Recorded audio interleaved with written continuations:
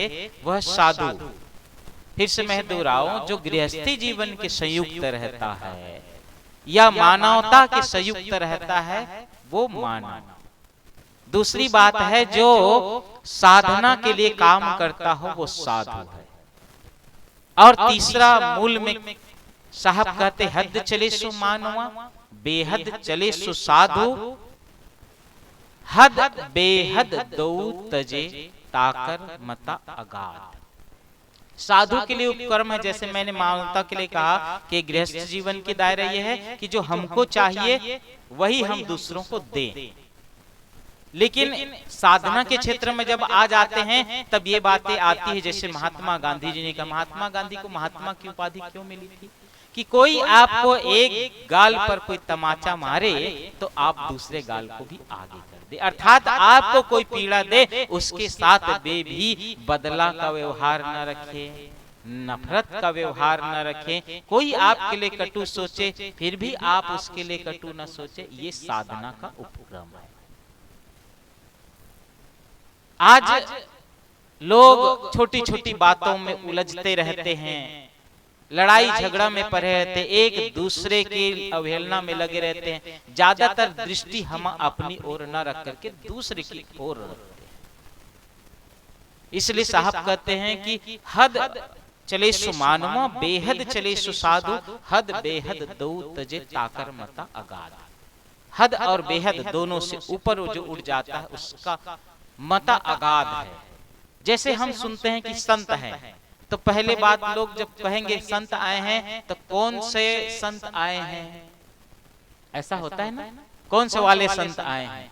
तो संत का कोई ऐसा नहीं है कि अमुक जहां सांप्रदायिक है वहां संतत्व तो नहीं हो सकता।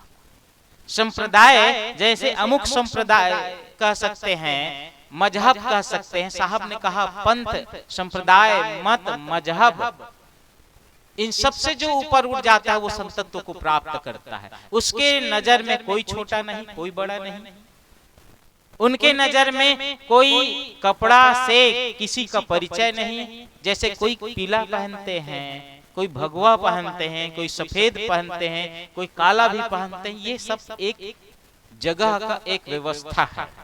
जैसे कबीर पंथ के संत लोग सफेद कपड़ा पहनते हैं।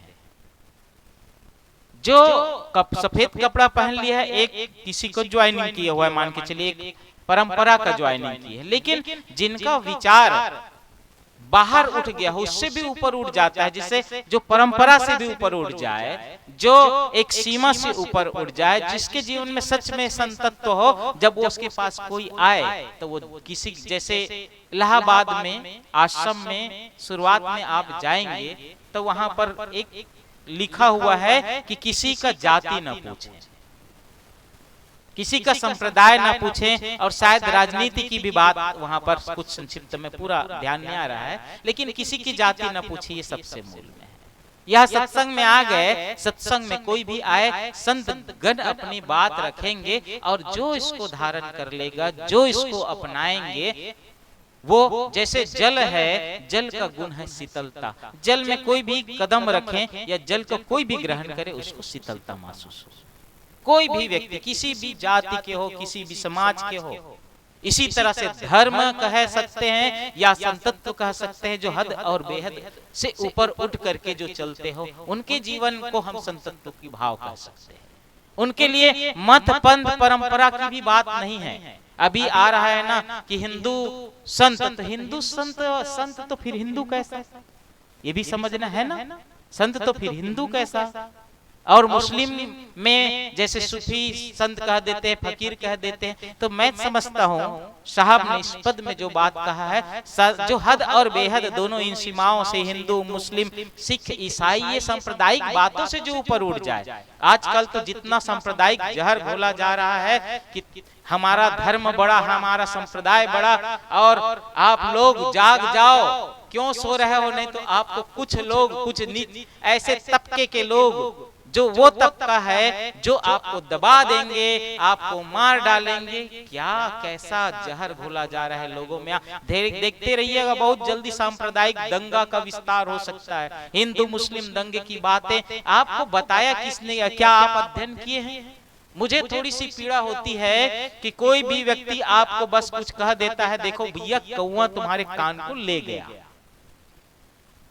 बस आप सोचते नहीं कि सच में छू के तो देख लो कान है कि नहीं।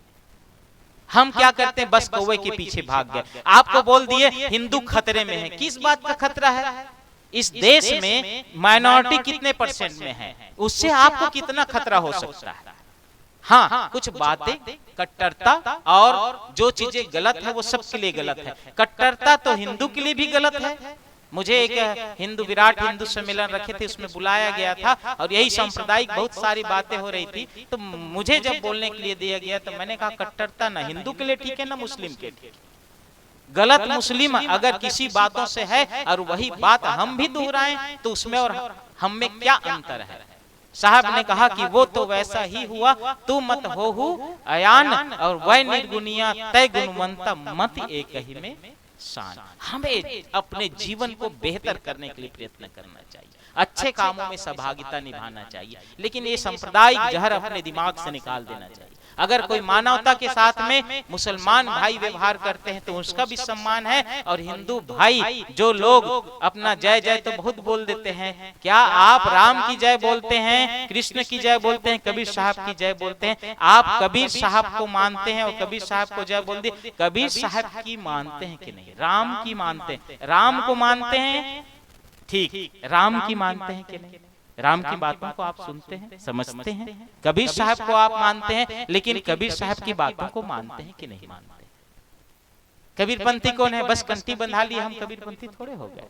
सच बात तो यही है, बहुत जगह देखा जाता है तो हमारे 2 साल 5 साल 10 साल और उसके बाद में हमारे पीढ़ी दर पीढ़ी हमारे पूर्वज लोग कबीरपंथी थे। बात को बताते हैं, कुछ परिचय हो जाता है, उसके बाद में वो तंबाकू थोड़ी देर पहले खाए थे, मैं देखा था उसको, तो आपका पीढ़ी सब चूल्हे में चला गया, तंबाकू में चला गया। तो भाई थोड़ा सा समझ लेना है, अगर हम सच में कबीरपंथी हैं तो उनकी मर्यादाओं का पालन करें। रामपंथी है, राम की बातों को रास्ता अलग अलग है, उस पंथ ये सबकी लड़ाई में ज्यादा मत उलझो। उलझाएंगे लोग ऊपर वाले, राजनीति करेंगे और उलझेंगे हम लोग, तकलीफ हमको होने वाली है। इसलिए जागना हमें है अपने जीवन के लिए।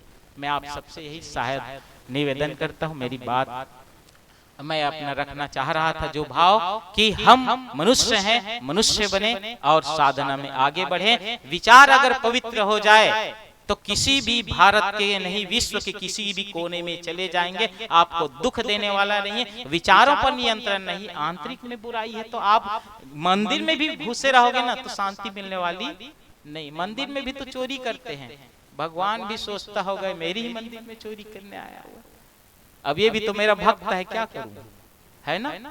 क्योंकि वो भी रटते रहता है, लेकिन सजा तो सबको मिलने वाली है। कहते हैं ना, यहाँ तो आप भले चूक जाओगे, यहाँ के कोर्ट की अदालत से छूट जाओगे, ऊपर वाले का मतलब है प्रकृति के दंड से कोई बचने वाले नहीं है, कर्म के दंड से कोई बचने वाले नहीं। इसलिए कर्म का सिद्धांत अकाट्य है और कर्म का सिद्धांत ही असली धर्म है, असली सिद्धांत है। इसलिए हम सब अपने मन को पवित्र कर लें, इसी के लिए सत्संग है। और मन बेहतर हो गया तो हमारे कर्म बेहतर होंगे, और कर्म तुम्हारे अच्छे है तो किस्मत तुम्हारी दासी है, धर्म तुम्हारे अच्छे है तो घर में मथुरा काशी है, कर्म धर्म दोनों अच्छे तो जीवन बने अविनाशी है। इन्हीं चंद शब्दों के साथ में मुझे अवसर दिए, मैं अपने बात को विराम लेता हूं और सभी के भीतर बैठे आत्मदेव को सादर नमन करता हूं और संत गुरुजन विराजमान हैं, उनके चरणों में वंदन करता हूं। साहेब बंदगी